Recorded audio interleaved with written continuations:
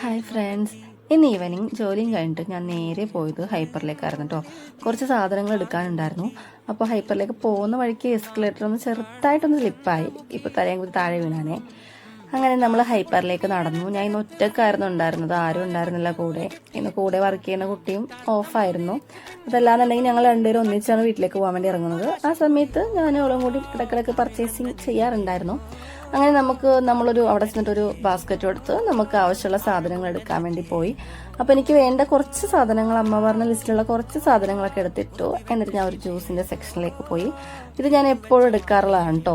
എപ്പോൾ വന്നാലും ഞാൻ ഇത് എടുക്കാറുണ്ട്. അപ്പം അങ്ങനെ ഞാൻ ഒരു ഗ്രേപ്സിന്റെയും പിന്നെ അവിടെ നിന്ന് ഒരു ഫാഷൻ ഫ്രൂട്ടിന്റെയും ജ്യൂസ് എടുത്തിട്ട് നേരെ നമ്മൾ ബിൽ ചെയ്യാൻ വേണ്ടിയിട്ട് പോയി. അപ്പോൾ പോകുന്ന വഴിക്ക് നമ്മൾ അട്രാക്ട് ചെയ്യാൻ വേണ്ടിയിട്ട് ഹൈപ്പർ മുഴുവൻ കുറേ സാധനങ്ങളാണ്. കാണുന്നതെല്ലാം വാങ്ങിക്കാൻ തോന്നും, പക്ഷെ നമ്മുടെ കയ്യിൽ അത്ര ബഡ്ജറ്റ് ഇല്ലാത്തത് കൊണ്ടിട്ട് നമ്മളുടെ കൊക്കിലൊതുങ്ങുന്നത് മാത്രം എടുത്തിട്ട് നേരെ ബില്ലിംഗ് സെക്ഷനിലേക്ക് പോയി.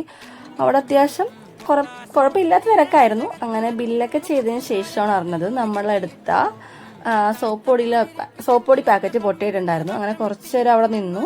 അത് ആ ചേച്ചി കൊണ്ടുപോയി മാറ്റാൻ വേണ്ടി പോയിട്ടുണ്ട്. അങ്ങനെ സോപ്പ് പൊടിയൊക്കെ മാറ്റി കിട്ടി.